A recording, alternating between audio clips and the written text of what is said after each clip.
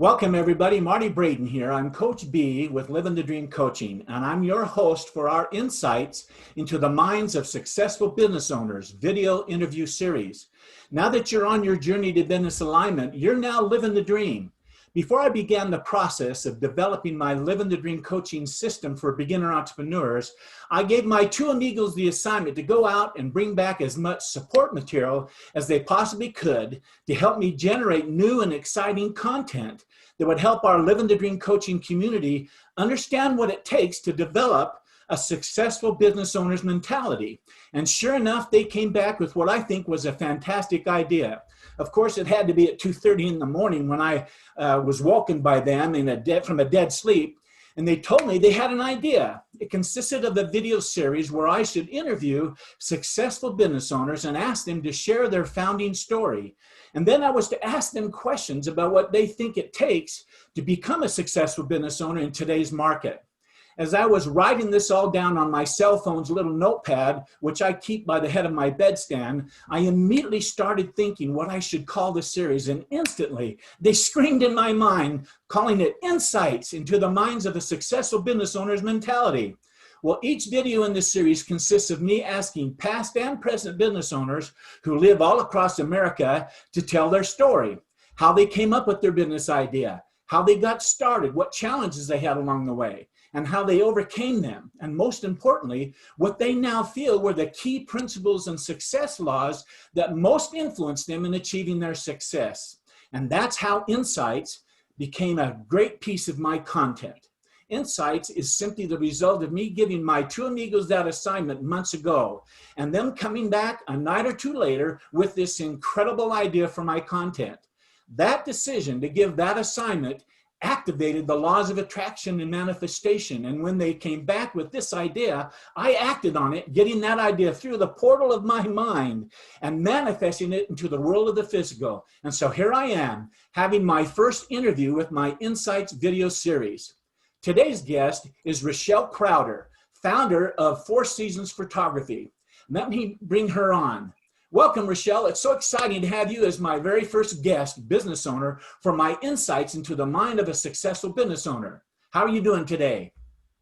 Doing great, Marty, and thank you so much for having me as a guest. I'm excited to be a part of it and share a little bit of my experiences and story. Fantastic. So tell me a little bit about yourself, Rachelle, where you were born, and a little about where you grew up and went to school. Are you married, and how long have you been married? Do you have any kids? How many? Just a little bit about the idea of who you are and your background is to when that dream to start a business of your own kind of connected with you the first time. We'll get into the when, how, and why after that. Go ahead. You've been a photographer. How many years ago did you start?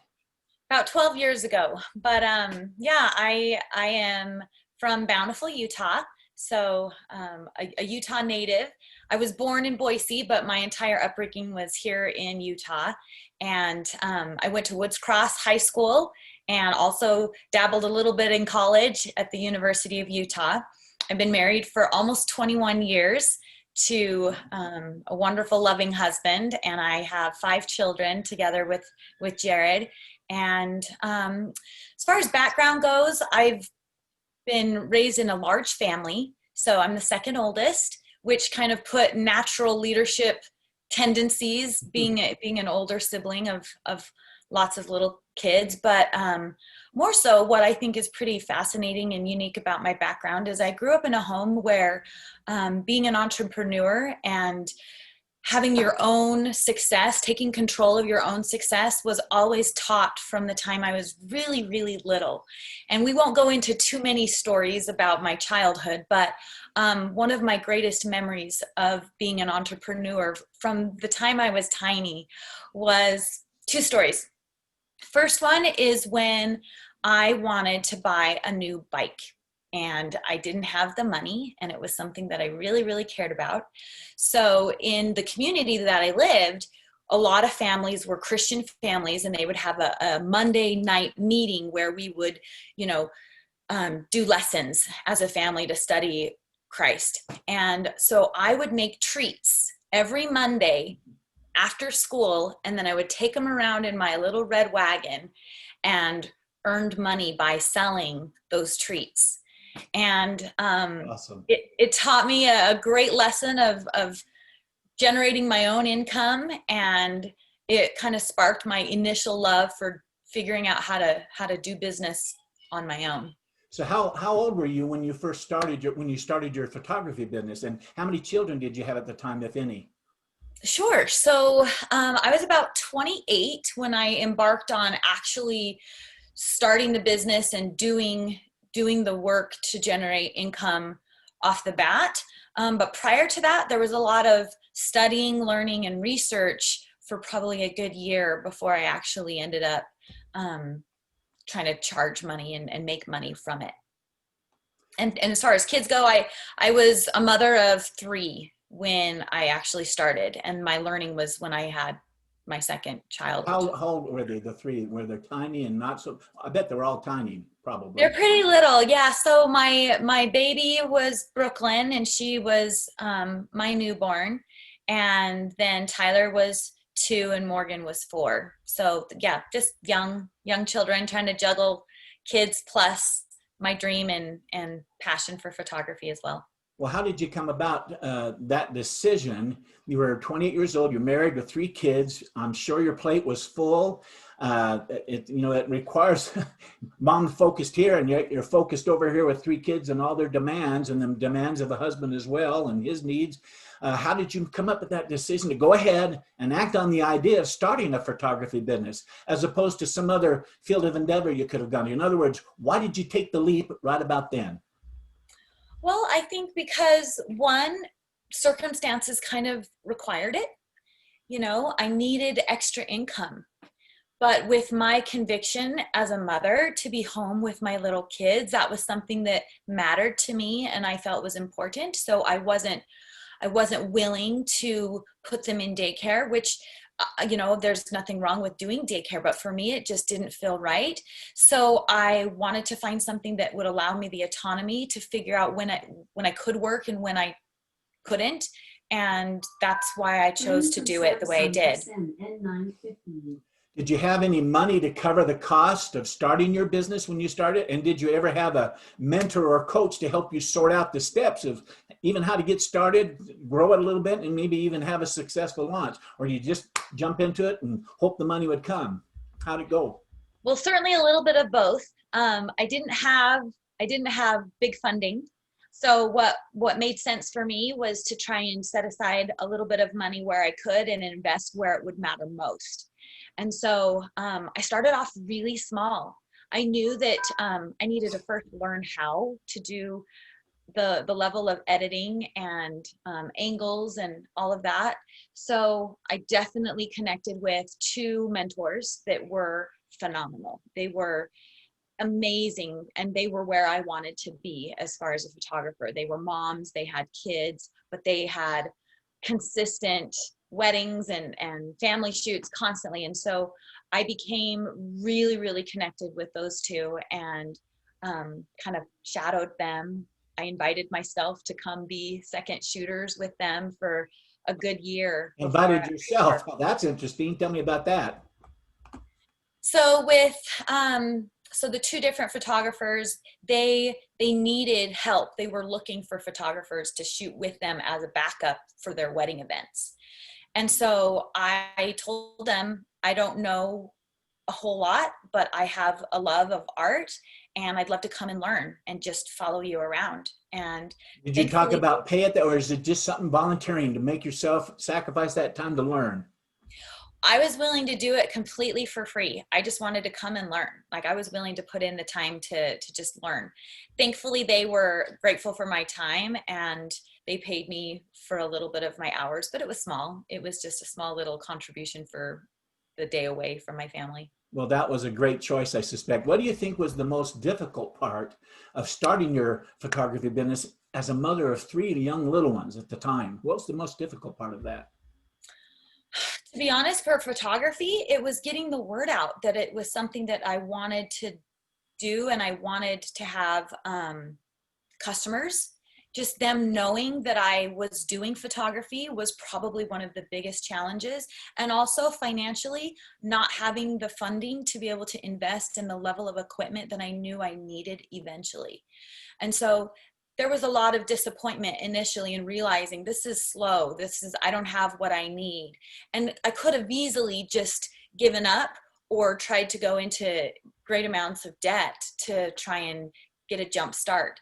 But I knew that you have to start somewhere. And it doesn't matter where you're at financially, where you're at with education, you just have to take that plunge and just get started. And so I was able to afford a lower grade camera. And from advice from my two photographer mentors, I said, if there was one lens that you would start with, what would it be? And they both gave me the same lens, a 50 millimeter 1.2. I couldn't afford the 1.2, but I could afford the 1.8, which is a pretty lowly level, but it was something. And then as I started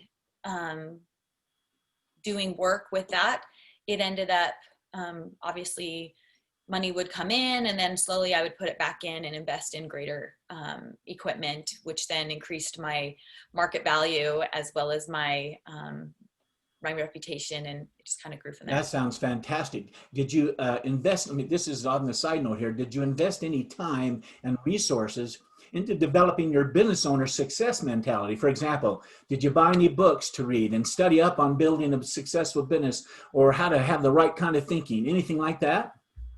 You know, during the years of photography, I was more invested in the how of becoming an excellent photographer. So all of my mental business mindset, all of that honestly came from my younger years of and passion for business. And that came from my upbringing, that came from my associations with network marketing businesses. I had read dozens of business mindset books before I was 18. So honestly, all of that knowledge had been developed my entire childhood. That's So wonderful. by the time I was in my 20s and now needed to execute, I invested my time at that point in editing books about angles, books about creativity, and just mastering my photography So skills. you already had developed some mentality of overcoming and right kind of thinking, and when you were faced with a hurdle to press through, and all those kind of kept screaming in your mind already. It wasn't new to you. In other words, it was what drove you to keep on going. Am I understanding that right? Yeah, all of that came honestly in my earlier years, and the drive of being successful. Before I had children, I was in sales from a really young age. My first sales opportunity was at 14. My dad, as you know, did Culligan water softening, and I was a phone salesperson at 14 years old booking appointments. So you were And actually comfortable with asking people to pay you for a service then. That was not as scary as maybe it might be for some brand new beginner entrepreneurs. Is that right? yeah, well, there was still some fear around knowing that people were paying a lot of money for gorgeous photography, and my level of quality was still a few notches lower than my best competition. Like that was intimidating. But I found that what worked for photography was to just have the confidence in myself and the product, and that I was willing to actually do the work for free for a time. And then I would charge the customers on the back end. I have a So question about your they had charging. nothing to risk. Let me ask you a question about Yeah. how did you So come up with the pricing packages and the packaging? Did you know, did these mentors tell you what to do, or did you have a clear idea of that, or did you start off and then have to adjust it as went on? Because that can be a scary thing for people to charge what they're worth or to get started. How'd that thought process go? that's interesting. Great question. And I kind of did a combined version, because both of my photographer friends, they encouraged me to just set my price, that your price is your price, and put the value there from the beginning. Because if you start off really cheap, it's going to be hard to then change pricing later. And so taking that advice, what was listed on my website and what I would market was just full blown actual pricing from obviously learning from how they packaged their prices. But when I was doing word of mouth and trying to build up my reputation for doing photography, I was giving stuff away for free first.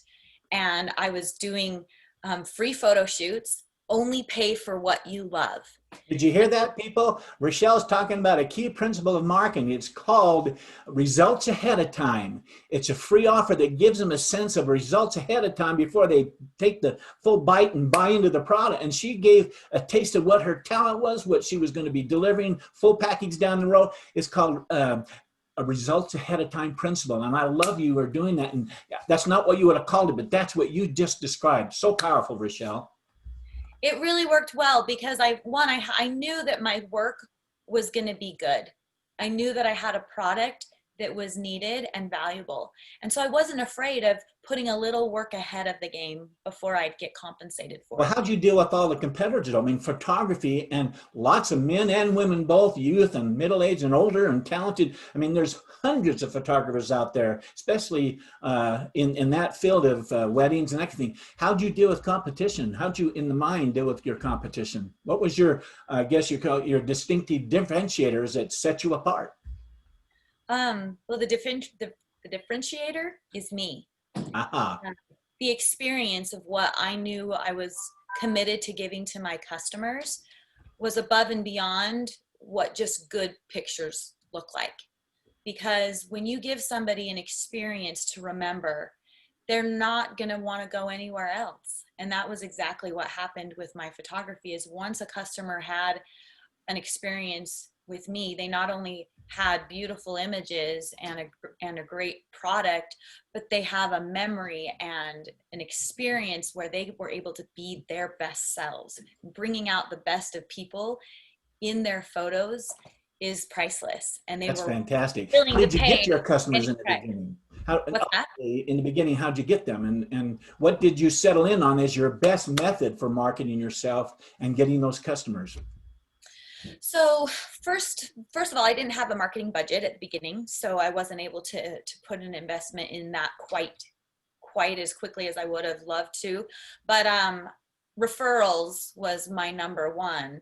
You can't ever go wrong with asking for referrals. So that's The key where was asking, not that you just got them, but actually you went about with an effort to get people to refer. Yep. At the end of a shoot, I would ask them, do you have any friends or family that might be wanting family pictures in the next 6 months? Would you mind giving me their phone numbers? I've got some giveaways and coupons I'd love to share with them because you did a shoot with me, things like that. And so that's where the referrals began. And then as the income became more consistent, then I was able to actually dedicate a actual marketing budget, and I invested in various marketing tools like Wedding Wire, Thumbtack, The Knot. There's lots of different marketing places where they would bring me consistent business. What one did you find the most effective for you in your photography business? Probably Wedding Wire and Thumbtack. Those were my top two. And I put together really nice packages on there with discounts and coupons that allowed them to know that they were getting something pretty valuable for an affordable price. Did you know your numbers well enough that if I spent $200 here, I'd get X dollars here, and I can do that all day? Or was it a little scary initially, but then those numbers revealed themselves and you stayed doing it all along? How'd that work? Yeah, in the beginning it was scary because I wasn't sure.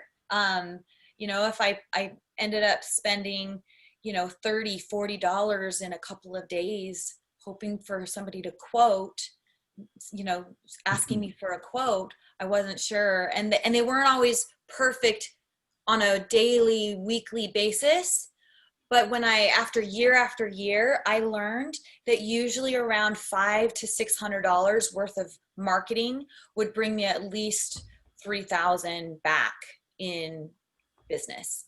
And so then I would quote every job that came my way, and I had a $500 max budget for that gave you some real faith in what you had, and the fear of investing on the hopes went away to investing on the sure, because you had a consistent result that you could count on pretty much. Is that how it was? Yeah, exactly. I knew at that point that as long as I quoted every single deal and I had a good pricing package that was competitive in the marketplace, that the business would come. Well, that leads to a great question I have here. How did you come up with your story or pitch that you told your prospective customers? In other words, did it motivate them and make them feel comfortable to go with you instead of with their competitors? And how competitive was it that you knew you had to have the right kind of story? I'm curious about that. Great question. The thing that's interesting to me about coming up with a story for me is just what is the story? And that you have the confidence in whatever the story is and a belief behind it that translates the message that's going to build confidence in your client. Because my story just was my story. I was a mom who wanted to be able to be home with her kids and provide a product that allowed me to generate income for my family and provide a beautiful product for something that people love. So that was my story. I just shared what I've been doing and what I love and my passion for it, and that I'm really good at it. I'm really good at helping people become their best selves in front of the camera, which can often be one of the scariest things to do. You get in front of the camera and your smiles look like this rather than like your genuine um, Yes. self. Bring that And out of people as a talent. that was a gift that I knew that I had, and I worked hard at helping and learning how to make people become comfortable with themselves. And so that was the story I would tell when I'd meet with a couple around weddings. I would let them know that, having a pretty picture of a beautiful scenery and documenting people is one thing, but what you're going to get with going with Four Seasons photography is you're going to get a transformation of who you really are, capturing your best expressions, your feelings, your laughter. All of those moments will be documented in candid expressions, which is really hard to do Yes. in Yeah. photography. It's interesting that led up to perfectly to this. You set the table right for this question. I suspect what you just described as one of the most important things and the things you love the most about being self-employed as a photographer. If there's something more, great. And then I want to know, what did you dislike most about being self-employed? So I guess, which question would you like first Whichever there? you're comfortable with. Can you repeat the Yeah, first the question? first one was kind of suppose that being able to bring the best out of people and their personalities and all that, doing that was probably one of the things you liked about being a self-employed photographer. And if there was something else you liked most, I'd like to know what that is. And then on the flip side, what did you dislike most about being a self-employed photographer? So first of all, great questions. Those are really fun. So I think one of the most fulfilling and enjoyable experiences with being a photographer, the first one would just be delivering the product and the surprise and the excitement and the overjoy that would come when people would look at their pictures. That's I a mean, reward for sure. the countless times of sharing a moment with a family or during a wedding and having the customer just bawl as they look through their pictures because of all the beauty that was captured. Like that to me was one of the greatest fulfilling rewards.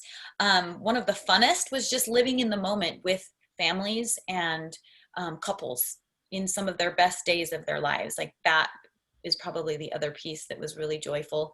As far as challenges go, things that were the most difficult, probably my realization of the amount of work and effort and hours it took to maintain success.